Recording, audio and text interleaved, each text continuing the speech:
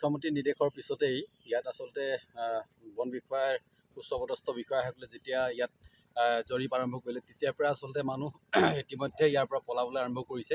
টালি টোপোলা বান্ধি আচলতে ইয়াৰ পৰা গৈ আছে। আমি আচলতে অসম চৰকাৰে যিটো হিচাপত তেখেতলোকে আচলতে নিৰ্দেশ প্ৰেৰণ কৰিছিলে, এতিয়া আচলতে তেখেতলোকে ইয়াত থাকিবলৈ এটা সাহস কৰা নাই, যিহেতু তেখেতলোকে আগতেই অৱগত কৰিছে যে নগাঁও, ধিং, ৰূপহী আদিত তেওঁলোকৰ ভোট অধিকাৰ আছে। আৰু ইয়াত আচলতে বিধানসভাই হওক বা আঞ্চলিক পঞ্চায়তৰে হওক, সেই ভোট হ'লে তেতিয়া তেখেতলোকে ইয়াত এটাও নাথাকে, মানুহ জনশূন্য হৈ যায়।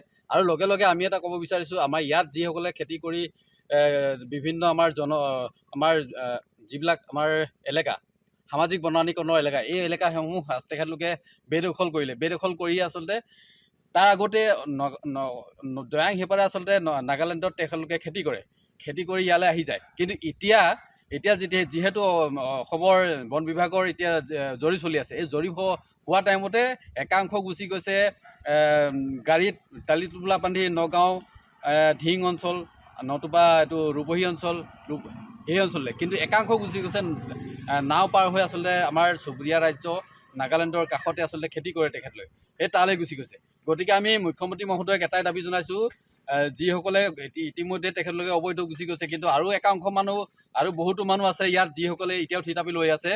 আৰু এই অবৈধ লোকসকলক আমাৰ যি সামাজিক বনানীকৰণ এলেকা, লগতে দৈয়াঙৰ যিবিলাক প্ৰাকৃতিক পৰিৱেশ নষ্ট কৰি যিসকলে দৈয়াঙৰ যিবিলাক আমাৰ গৰাখহনীয়া গৰাৰ যিবিলাকত আশ্ৰয় লৈ আছে, এইসকলক অতি শীঘ্ৰে আচলতে বেদখল মুক্ত কৰিব লাগে। এই অবৈধ লোকসকল ইয়াত থাকিলে আমাৰ খিলঞ্জীয়াৰ সৰ্বতোপ্ৰকাৰে আমাৰ অধিকাৰ খৰ্ব হ'ব।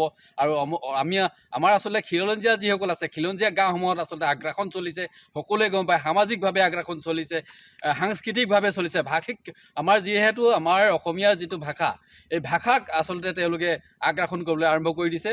গতিকে আমি টাই আহোম ছাত্ৰ সন্থা আৰু খিলঞ্জীয়া আক্ৰমণে এটাই দাবী জনাওঁ, অতি সোনকালে এই যি আমাৰ অসম চৰকাৰে যি নিৰ্দেশ প্ৰেৰণ কৰিলে, এই অঞ্চলটো যাতে যিবিলাক আমাৰ সামাজিক বনানীকৰণ এলেকা আছে, আমাৰ বনভূমি আছে, সংৰক্ষিত বনভূমি আছে, এই বনভূমিত যিসকলে অবৈধভাৱে বেদখল কৰি আছে, অতি সোনকালে এইসকলক উচ্ছেদ কৰি ইয়াৰ পৰা বিতাড়িত কৰাৰ ব্যৱস্থা কৰিব লাগে। আৰু তেখেতলোকক কোনো কাৰণতে অসমত ঠাই দিব নালাগে আৰু কোনো কাৰণতে সংস্থাপন দিয়াৰ ব্যৱস্থা কৰিব নালাগে। এই আমি টাই আহোম ছাত্ৰ সন্থাৰ মজিয়াৰ পৰা দাবী জনাইছোঁ। আৰু এইসকলে যাতে যিসকলে পলাইছে, কিন্তু এই যদি আমাৰ অভেকশ্যন বা উচ্ছেদ নচলে, কিন্তু আকৌ তেখেতলোকে ঘূৰি আহি পেলাই নগাঁও আৰু ধিং অঞ্চলৰ পৰা ঘূৰি আহি পুনৰ থিতাপি ল'ব, পুনৰ যিবিলাক তামোল বাৰী আছে, ঘৰ আছে, এই ঘৰবিলাকত থিতাপি ল'বহি।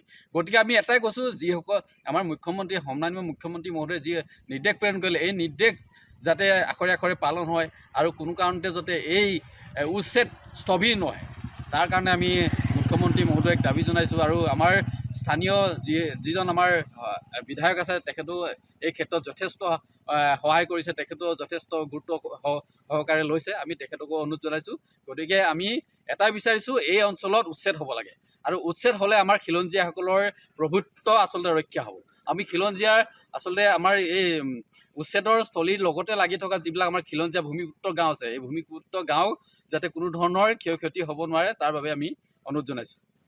মুখ্যমন্ত্ৰী মহোদয়ে ৰেংমা দৈয়াং সংৰক্ষিত বনাঞ্চলত উচ্ছেদ প্ৰক্ৰিয়া অভিযান আৰম্ভ কৰাৰ লগে লগেই ইয়াত বন বিভাগৰ উচ্চপদস্থ বিষয়াসকলে জৰীপ প্ৰক্ৰিয়া আৰম্ভ কৰাৰ লগে লগে আজি যোৱা 2টা দিনৰ পৰা আমি দেখিবলৈ পাইছোঁ যে ইয়াৰ পৰা টালি টোপোলা বান্ধি ইতিমধ্যে ইয়াৰ পৰা যোৱাৰ এটা আৰম্ভ কৰিছে। ইয়াৰ পৰা এটা কথা স্পষ্টভাৱে প্ৰতিপন্ন হয় যে তেওঁলোকে আচলতে বেদখলকাৰী আছিলে, ইয়াত বেদখল কৰি দীৰ্ঘ সময় এই সময়ত বেদখল কৰি আছিলে। ইয়াৰ পৰা যিসকলে বেদখলকাৰীসকলে ধিং মইৰাবাৰী আদি অঞ্চললৈ উভতি যাব, আচলতে তাতো তেওঁলোকে বেদখল কৰিব। সেইকাৰণে গোটেই প্ৰক্ৰিয়াটো যাতে প্ৰশাসনে এটা তীক্ষ্ণ দৃষ্টি ৰাখি এই লোকসকলক যাতে বিতৰণ কৰাৰ ব্যৱস্থা গ্ৰহণ কৰে, তাৰ কাৰণে আমি দাবী জনাইছোঁ। এতিয়া দেখা পোৱা গৈছে যে বহু লোকে নিশা যাবলৈ আৰম্ভ কৰিছে, এইসকল যদি ওচৰৰ আকৌ ক'ৰবাত বসতি লৈ ল'ব নোৱাৰে, তাৰ ব্যৱস্থা কি দাবী জনাবা? হয়, প্ৰশাসনে যাতে এই বেদখলকাৰী লোকসকল যাতে পুনৰ ইয়াত উভতি আহিব নোৱাৰে আৰু এই অসমৰ বা অন্যান্য ৰাজ্যখনৰ অন্যান্য জিলাত যাতে তেওঁলোকে বসতি স্থাপন কৰিব নোৱাৰে আৰু সংৰক্ষিত বনাঞ্চলবিলাকত তেওঁলোকৰ এটা চকু থাকিব। যিহেতু তেওঁলোকৰ বেদখলকাৰী, তেওঁলোকৰ লক্ষ্যটোৱে হৈছে নৈপৰীয়া অঞ্চলবিলাকৰ সংৰক্ষিত বনাঞ্চলবিলাক তেওঁলোকে কৌশলে কেনেদৰে তেওঁলোকে বেদখল কৰিব পাৰে তাৰ কাৰণে যাতে প্ৰশাসনে চৰকাৰে এই বিষয়ত গোটেই তীক্ষ্ণ দৃষ্টি ৰাখি এই লোকসকলক যাতে ইয়াৰ পৰা বিতৰণ কৰে যাতে ব্যৱস্থা গ্ৰহণ কৰে তাৰ কাৰণে আমি আহ্বান জনাইছোঁ। মুখ্যমন্ত্ৰী ঘটনাৰ পিছত আচলতে ছাৰ্ভে টিমে আচলতে এই যোৱা 4টা দিন আচলতে জৰীপ কাৰ্য সমাপন কৰিলে। তাৰপিছত আচলতে একাংশ ব্যক্তিয়ে তেখেতলোকে ইয়াৰ পৰা যাবলৈ আমি যোৱাৰ দেখা পোৱা গৈছে, কিন্তু আচলতে সেয়াতে ক্ষান্ত নাথাকি চৰকাৰে আচলতে অতি শীঘ্ৰে জৰীপৰ পাছতে আছে যিখিনি যাৱতীয় কাৰ্যকৰী কৰিবলৈ আছে আচলতে তেখেতলোকক অবৈধ বিদেশীসকলক আচলতে উচ্ছেদ কৰিবৰ বাবে আমি ছাত্ৰ সন্থাই দাবী জনাইছোঁ। আচলতে তেখেতলোকে জৰীপৰ কাৰ্যৰ পিছতে আচলতে তেখেতলোকে ক্ষান্ত নাথাকি চৰকাৰখনে খুব তৎকালভাৱে সেইসকল ব্যক্তিক উচ্ছেদ কৰিবৰ বাবে আমি ছাত্ৰ সন্থাৰ তৰফৰ পৰা আমি দাবী জনাইছোঁ। আমি দেখা পোৱা গৈছে কালি আজি আমি তাত আমি নিজেই স্বচক্ষুৰে দেখিছোঁ যিসকল ব্যক্তি তাত আচলতে তেখেতলোকক সোধা পোছা কৰা গৈছিল, তেখেতলোকে তেতিয়া বক্তব্য ৰাখিছিল যে আমি ধিং ৰূপহী বটদ্ৰৱৰ পৰা আহি তেখেতলোকে বসতি স্থাপন কৰিছে। এই বসতি স্থাপন কৰি তেখেতলোকে এনেকুৱা বৃহৎ তামোল বাৰী স্থাপন কৰিছে যিসকল বাকী বাৰী আচলতে খিলঞ্জীয়া হাতত নাই, কিন্তু অবৈধ ব্যক্তিসকলৰ হাতত আছে। আচলতে অসম চৰকাৰক আমি মাননীয় মুখ্যমন্ত্ৰী মহোদয়ক আমি তৎকালীনভাৱে এইসকল ব্যক্তিক উচ্ছেদ কৰি আচলতে এইসকল ব্যক্তিক ইয়াৰ পৰা স্থানান্তৰ কৰিবৰ বাবে ছাত্ৰ সন্থাৰ তৰফৰ পৰা দাবী জনাইছোঁ।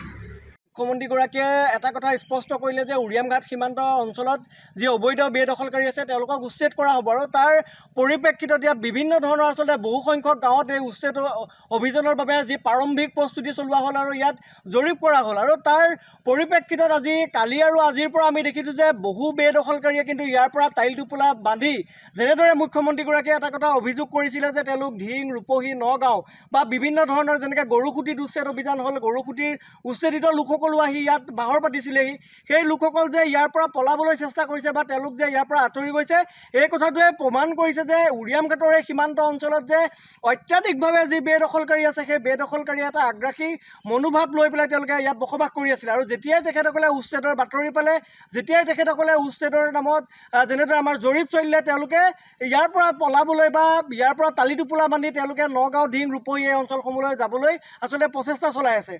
এতিয়া কথাটো হ'ল যে যিসমূহ লোক ইয়াৰ পৰা আঁতৰি গৈছে ঠিক আছে, কিন্তু যিসমূহ লোক ইয়াত আঁতৰি যোৱা নাই তেওঁলোকৰ ওপৰত উচ্ছেদৰ যিটো এটা যি পৰ্যায় সেই পৰ্যায়টোত অতি শীঘ্ৰে আচলতে উচ্ছেদ কৰিব লাগে। আৰু ইয়াৰ সমান্তৰালভাৱে তেওঁলোকৰ যি এই হাজাৰ হাজাৰ বিঘাত আচলতে তামোলৰ বাৰী বা বিভিন্ন ধৰণৰ যি অবৈধভাৱে ব্যৱসায় কৰি তোলা চুপাৰী বা আটাইতকৈ ডাঙৰ কথা তেওঁলোকে ইয়াত যে শিলৰ ওপৰত বহি যি শিলৰ এটা মাফিয়া ৰাজ চলাই আছে, শিলৰ এটা যে চিণ্ডিকেট চলাই আছে, এই গোটেইখিনিৰ ওপৰত এটা কণ্ট্ৰল আনিব লাগে আৰু এখেতসকলক ইয়াৰ পৰা উচ্ছেদ কৰি আৰু ইয়াৰ যি প্ৰাকৃতিক যি ভাৰসাম্যতা আছে ভাৰসাম্যতা ৰক্ষা কৰিব লাগে। ইয়াত বনাঞ্চল যিহেতু আছিলে বনাঞ্চলসমূহত গছ গছনি ৰোপণ কৰিব লাগে, প্ৰাকৃতিক সৌন্দৰ্যতা ৰক্ষা কৰিব লাগে। আৰু সময়ে সময়ে আমি দেখোঁ যে ইয়াৰ নগাৰ যিটো এটা আগ্ৰাসী মনোভাৱ থাকে তাৰ কাৰণে যাতে খিলঞ্জীয়া যুৱক যুৱতীসকলক তাত কিবা কৃষিকৰ্মৰ যোগেদি সংস্থাপন কৰি এই যে আমাৰ যিখিনি ভূমি আছে সেই ভূমিখিনি নগাই যাতে আকৌ আগ্ৰাসী মনোভাৱেৰে আগ্ৰাসন কৰিব নোৱাৰে তাৰ ওপৰতো এটা ব্যৱস্থা গ্ৰহণ কৰিবলৈ আমি দাবী জনাইছোঁ।